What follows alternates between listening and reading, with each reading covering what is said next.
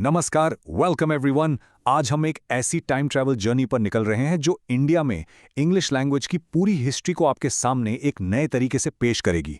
और मैं बता दूं, ये वो कहानी बिल्कुल नहीं है जो हमने अपनी स्कूल की किताबों में पढ़ी है। तो ये रहा हमारा रोड मैप। सबसे पहले हम उस आम धारणा की बात करेंगे जो सबको पता है। फिर हम टाइम में पीछे जाएंगे, ईस्ट इंडिया कंपनी से भी पहले। उसके बाद हम देखेंगे कि इंग्लिश आखिर फैली कैसे, और मिलेंगे इंडिया के सबसे पहले इंग्लिश ऑथर से। और आखिर में इन सब टुकड़ों को जोड़कर असली ओरिजिन स्टोरी समझेंगे। ओके, चलिए शुरू करते हैं उस कहानी से जो हम सबको बताई जाती है। जब आप इंडिया में इंग्लिश लिटरेचर के बारे में सोचते हैं तो आपके दिमाग में क्या आता है? एक खास साल और एक खास आदमी, है ना? यही वो सवाल है। क्या इंडियन इंग्लिश राइटिंग की शुरुआत सच में साल 1835 में हुई थी? हमेशा यही बताया जाता है, लेकिन क्या ये सच है? क्या एक पूरी लिटरेरी ट्रेडिशन बस एक पॉलिसी से एक दिन में शुरू हो सकती है? चलिए इस आइडिया को थोड़ा चैलेंज करते हैं। ये है वो शख्स, थॉमस मैकॉले। इनका नाम आपने ज़रूर सुना होगा। इनके 1835 के मिनट ऑन एजुकेशन को ही अक्सर वो टर्निंग पॉइंट माना जाता है जब इंग्लिश को ऑफिशियल तौर पर इंडिया के एजुकेशन सिस्टम में लाया गया। लेकिन आज हम देखेंगे कि ये पूरी कहानी का बस एक छोटा सा हिस्सा है। असली कहानी इससे कहीं ज़्यादा पुरानी और इंटरेस्टिंग है। तो अब चलिए असली स्टोरी को अनकवर करते हैं। इसके लिए हमें मैकॉले से भी काफ़ी पीछे जाना होगा, यहाँ तक कि ईस्ट इंडिया कंपनी के आने से भी पहले। यही है जहाँ से इंग्लिश की असली शुरुआत हुई। जरा टाइमलाइन पर एक नजर डालिए।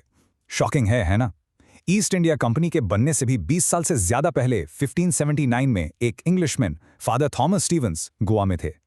ये बात पूरी नैरेटिव को ही बदल देती है। और ये कोई आम लोग नहीं थे। एक तरफ थे फादर थॉमस स्टेफेंस जैसे मिशनरीज जो अपने पिता को इंडिया के बारे में इंग्लिश में लेटर्स लिख रहे थे। दूसरी तरफ थे रैल्फ फिच जैसे ट्रेडर्स जो यहाँ के ट्रेड पोटेंशियल के बारे में जर्नल्स लिख रहे थे। हाँ, वो लिटरेचर नहीं लिख रहे थे, पर वो इंग्लिश में कम्युनिकेट कर रहे थे। और ये एक बहुत बड़ा पॉइंट। तो यहाँ एक पजल खड़ा होता है। अगर कोई ऑफिशियल इंग्लिश स्कूल्स नहीं थे तो इंडियंस ये नई भाषा सीख कैसे रहे थे? इसका जवाब एक बहुत ही फैसिनेटिंग कॉन्सेप्ट में है जिसे कहते हैं जोन्स ऑफ कॉन्टैक्ट। चलिए इसको आसान भाषा में समझते हैं। लेकिन आगे बढ़ने से पहले ये शब्द समझना जरूरी है। अकल्चरेशन, इसका मतलब फोर्सफुल कन्वर्जन नहीं है। ये एक नेचुरल प्रोसेस है जहां दो अलग कल्चर्स जब रोज एक दूसरे के कांटेक्ट में आते हैं तो वो आपस में एक दूसरे के तौर तरीके अपनाने लगते हैं। ये जबरदस्ती नहीं बल्कि डेली इंटरेक्शन से होता है। तो ये जोन्स ऑफ कॉन्टैक्ट है क्या? ये हर जगह थे। ऑफिसेज में जहां इंडियंस ब्रिटिश के लिए क्लर्क्स और दुभाषीज यानी इंटरप्रेटर्स का काम करते थे। परिवारों में जहां ब्रिटिश आदमी इंडियन औरतों से शादी करते थे। चर्चेज में जहां कन्वर्ट्स को रिलीजियस किताबें पढ़ने के लिए इंग्लिश सीखनी पड़ती थी। और दोस्ती यारी में भी जहां पढ़े लिखे इंडियंस और ब्रिटिश ऑफिशियल्स आपस में बातचीत करते थे। और इसका नतीजा क्या हुआ? इससे लिटरेट इंडियन मल्टीलिंगुअल्स पैदा हुए। ये सबसे जरूरी बात है। इंडियंस ने अपनी भाषाओं को छोड़ नहीं दिया। उन्होंने इंग्लिश को अपनी जबान जैसे पर्शियन, संस्कृत या बंगाली के साथ एक और टूल की तरह जोड़ लिया। ये रिप्लेसमेंट नहीं, एडिशन था। और ये सारी बातें हमें ले आती हैं हमारी कहानी के सबसे बड़े सरप्राइज पर। एक ऐसा मोमेंट जो स्कूल में पढ़ाई गई पूरी हिस्ट्री को चैलेंज करता है। अब हम मिलने वाले हैं इंडिया के सबसे पहले इंग्लिश ऑथर से। तो सोचिए एक मिनट, आपके हिसाब से वो पहला इंडियन ऑथर कौन था जिसने इंग्लिश में एक किताब पब्लिश की? और उससे भी ज़रूरी, आपको क्या लगता है उन्होंने ये कब किया होगा? आई एम श्योर इसका जवाब आपको चौंका देगा। मिलिए साउगदों के डीन मोहम्मद से। इस नाम को जरूर याद रखिएगा क्योंकि ये वो नाम है जो इंडिया में इंग्लिश के हिस्ट्री की पूरी टाइमलाइन को बदल कर रख देता है। और साल 1794, जस्ट थिंक अबाउट इट। इस नंबर को अपने दिमाग में रखिए, 1794। ये मैकॉले के मिनट से पूरे 41 साल पहले है। This is a game changer. उनकी किताब the travels of Dean Mohammad एक ऐतिहासिक किताब थी। ये इस बात का आखिरी सबूत है कि इंडियंस मैकॉले के आने से बहुत पहले इंग्लिश में लिख रहे थे और उनकी किताबें पब्लिश भी हो रही थीं। ये कोई एकाध यूनी दूनी घटना नहीं थी, ये एक पूरी अलग ही कहानी है।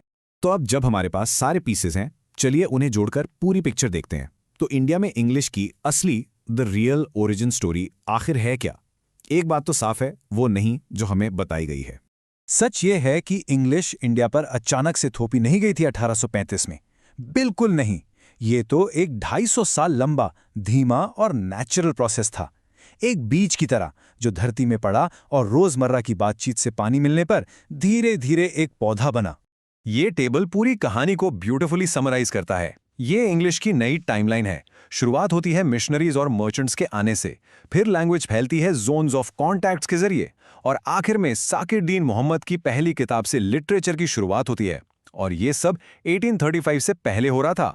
तो इन सब से क्या फर्क पड़ता है? ये 2500 साल की पुरानी हिस्ट्री आज इंडिया में इंग्लिश के बारे में हमारी सोच को कैसे बदलती है? ये हमें याद दिलाती है कि इंग्लिश सिर्फ एक कॉलोनियल लेगेसी नहीं है, बल्कि एक शेयर्ड हिस्ट्री का हिस्सा है, जिसे हमारे ही लोगों ने अपनी ज़रूरतों के हिसाब से शेप किया है।